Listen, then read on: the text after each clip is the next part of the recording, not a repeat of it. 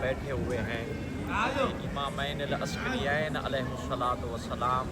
Be be Narjis سلام اللہ علیہا اور be be حکیمہ سلام اللہ علیہا۔ سبحان اللہ۔ اور ان کے علاوہ 12ویں آقا علیہ السلام کا مقام غیبت بھی یہیں پہ ہے۔ پہلے تو اگر کوئی بھی مشکل درپیش آتی ہے تو ہم وقت کے امام کو بلاتے ہیں۔ یہ چند لحظے اور لمحے اس ذات کبریا نے آپ کو دیے ہیں کہ آپ اپنے دل کی مرادیں 12ویں امام کی بارگاہ میں بتائیں گے۔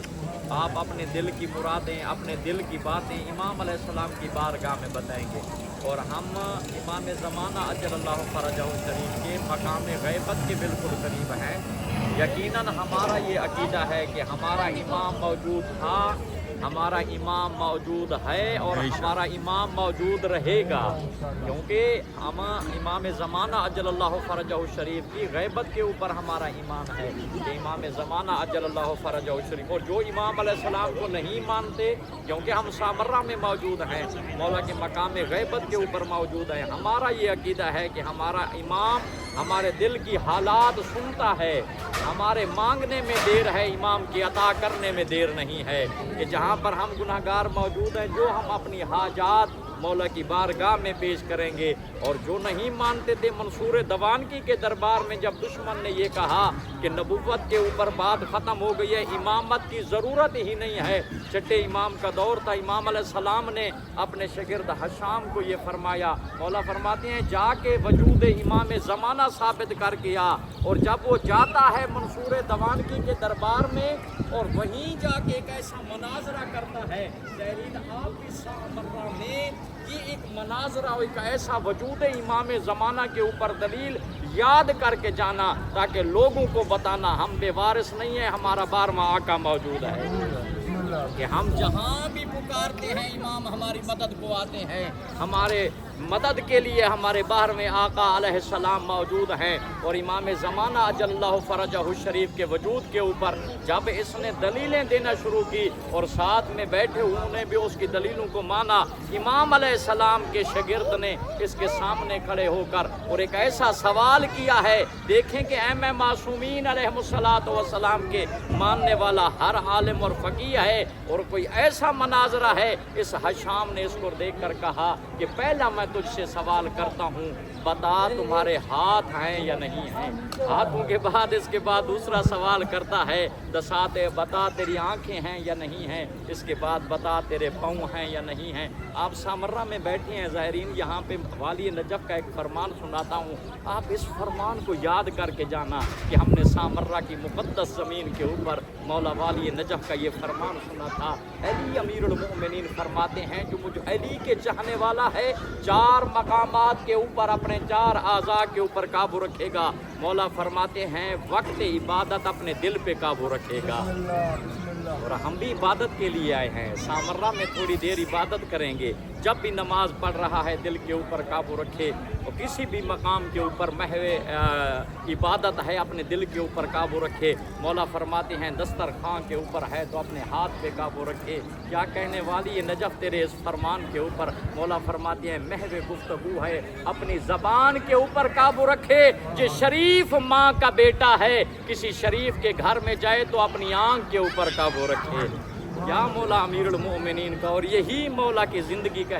مولا کا یہی فرمان اگر ہم اپنے دل میں یہی فرمان سما لیں کہ جب ہم دسترخوان کے اوپر بیٹھیں ہم اپنے ہاتھ کے اوپر قابو رکھیں، عبادت کے وقت اپنے دل کے اوپر قابو رکھیں، اور جب مولا کے اس شاگرد نے کہا بتا تیرے ہاتھ ہیں یا نہیں ہیں، بتا تیرے پاؤں ہیں یا نہیں ہیں، بتا تیری آنکھیں ہیں یا نہیں ہیں، زائرین یہ وجود امام زمانہ کے اوپر دلیل یاد کر کے جانا کہ ہم نے سامرہ میں یہ وجود امام زمانہ کے اوپر دلیل سنی تھی، یہی ساری چیز نے پوچھنے کے بعد امام کا شاگرد اس سے سوال کر کے کہتا ہے بتا تیرا عقل ہے یا نہیں ہے؟ وہ کہتا ہے عقل تو سب چیزوں کی ہادی ہے، عقل ہاتھ کو ہدایت کرتا ہے، یہ چیز اٹھانی ہے تیری ہے، یہ نہیں اٹھانی یہ غیر کی ہے، یہ آنکھوں کو ہدایت کرتا ہے ادھر دیکھنا ہے تیری ماں بہن ہے، ادھر نہیں دیکھنا یہ غیر محرم ہے، یہی بتاتے ہوئے امام کے شاگرد نے اس کی آنکھ میں آنکھ ڈالی، ہم امام کے روضہ اطہر کے امامین العسکریین کے روضہ اطہر کے اوپر بیٹھے ہیں، مقام गैबत के ऊपर ज़ायरीन बैठे हैं। अब मौला के मानने वाले का मनाजरा सुनना। मौला के मानने वाले ने क्या कहा? ऐ वजूद इमाम ज़माना का इनकार करने वाला, छोटे से जिस्म इंसानियत को अल्लाह बगैर हादी के नहीं छोड़ सकता, पूरी कायनात बगैर हादी के कैसे चल रही है।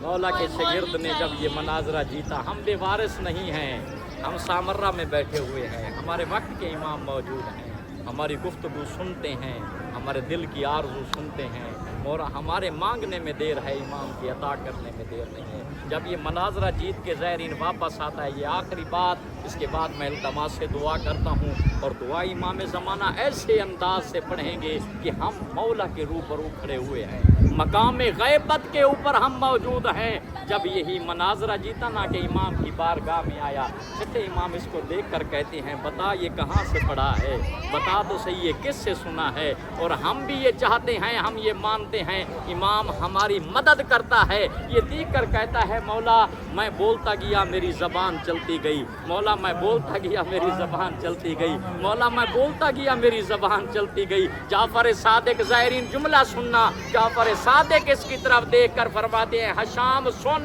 बोल तू रहा था, ज़बान जाफ़र सादिक की थी। सुभान अल्लाह। मौला कहते हैं, मौला हर वक्त हमारी मदद को आते हैं। ए बार में आका ये गुनहगार ज़वार तेरी बारगाह में, ए बार में आका ये दूर दराज का सफ़र करके ज़ायरीन चंद लहजे के लिए तेरी बारगाह में आए हैं। वतन में कोई मुश्किल होती थी और अपने घर में वापस जाए ना, ज़ायरीन एक जगह ऐसी ज़रूर बनाना, एक मुसल्ला ऐसा ज़रूर बनाना। ज़ायरीन कारवान मुसाफिर शाम के ज़हरात, मेरी माएँ बहनें ज़हरात, ये वादा ज़रूर मौला से करके जाना, अपने घर में एक ऐसी जगह बनाएंगे, उस जगह को मखसूस करेंगे इमाम ज़माना से। जब कोई मुश्किल होगी तो हम अपने दिल की मुरादें इमाम से मांगेंगे, हम अपने दिल की आशें इमाम से मांगेंगे। और यकीनन आप सामर्रा में मौजूद हैं ज़ायरीन, ये हमारे वो इमाम हैं जो पर्दा गैब में बैठकर अभी भी खून के आंसू रो रहे हैं। जब इस इमाम से पूछा गया कि मौला आप खून के आंसू क्यों रोते हैं, अज़ादारों सुनोगे जुमला, इमाम अलैहिस्सलाम ने क्या फरमाया। मौला देख कर फरमाते हैं, ऐ सैल करने वाले, सवाल करने वाले साइल, तुम मुझसे सवाल कर रहे हो कि खून के आंसू क्यों रोते हैं। मैं सुबह भी खून के आंसू रोता हूँ, शाम को भी खून के आंसू रोता हूँ। मौला ने कहा क्यों रोता हूँ, आप करबला सुन के रोते हैं ना। आज आने वाली शब 28 रजब की शब है। अज़ादारो आप यकीनन बारगाह इमामैन अल-काज़मैन में मौजूद होंगे, जहाँ पर भी मौजूद होंगे तसव्वुर में यही रखना है, आज के दिन हुसैन नाना के रोज़े से अलविदा हो रहा है।